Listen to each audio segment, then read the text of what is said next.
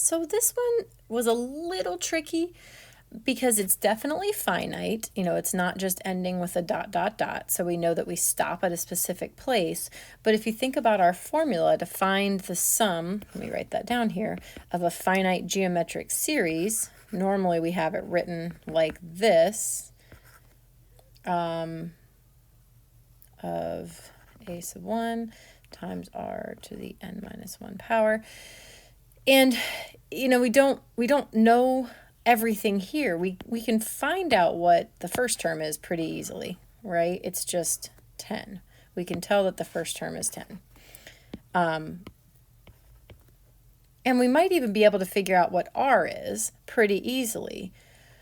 But the problem becomes, I have no idea what n is.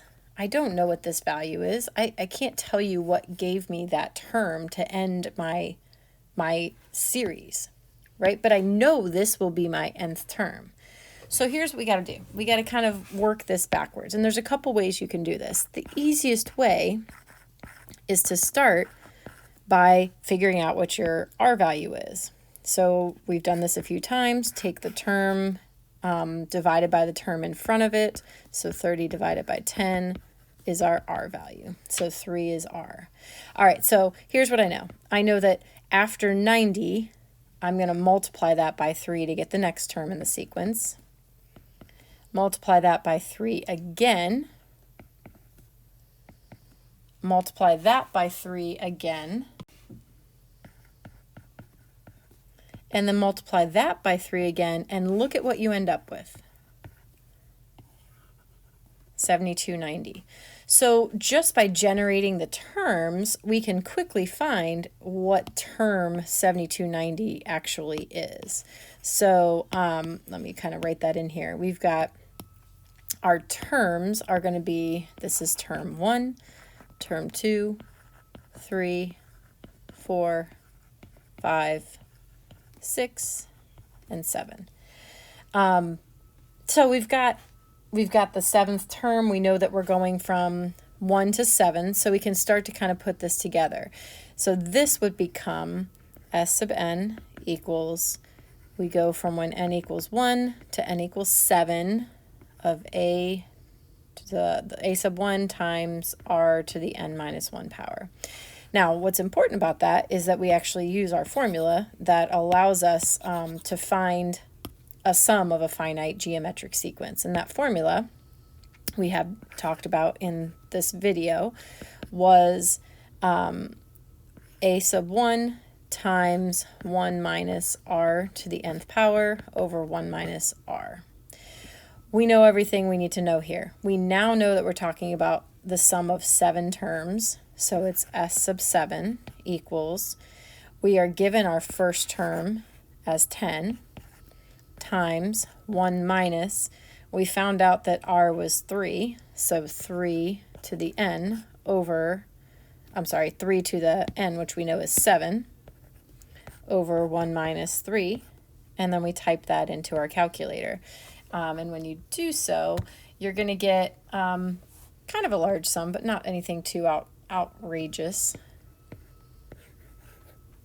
All right, now if you're curious about how you can use logarithms to actually find that n value, keep watching. If you don't really care if this was good enough for you, you can stop the video here. All right, I'm glad to see you stuck around. So if we're going to find this using logarithms, what we have to remember is how we write the nth term of a geometric sequence. And we write it by doing a sub 1 times r to the n minus 1 power. Now here's the thing. I know that this is my a sub n term, right? So that's going to be my 7290. I'm given my first term is 10. And I figured out my r value is 3 times n minus, or to the n minus 1 power. I have to solve this equation. Now to do so, I'm going to have to use logarithms, but the first step is going to be to divide both sides by 10 first so that I can get the exponential part of the equation all by itself. Now you might not need logarithms here. You might know that what power of 3 will give you 729. and that's 6. And if you set that up so that 6 equals n minus 1, you'll get 7. But if you don't know that, you're going to use a logarithm here. And what I would suggest is that we use what we know about logarithms, which is that if you have an exponential expression, you can change that to a logarithm.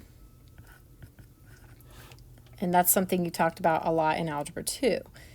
So I'm going to change my expression from an exponential to a logarithm. So that would make it log base b of, which is 3, of c, which is 729, equals n minus 1. And then I have to solve that.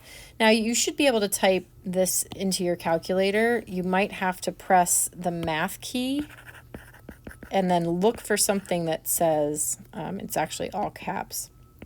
It says this.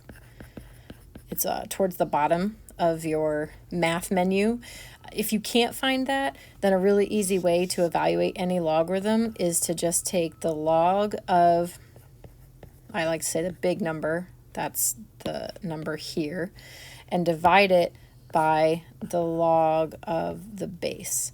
So that's just using the log key on your calculator. Without pressing anything else, just log 729 divided by log of 3. Make sure you close the parentheses around 729 equals n minus 1. And then when you do that, you get 6 equals n minus 1. Add 1 to both sides, and you'll get 7 for n. And then you can continue like we did on the previous slide.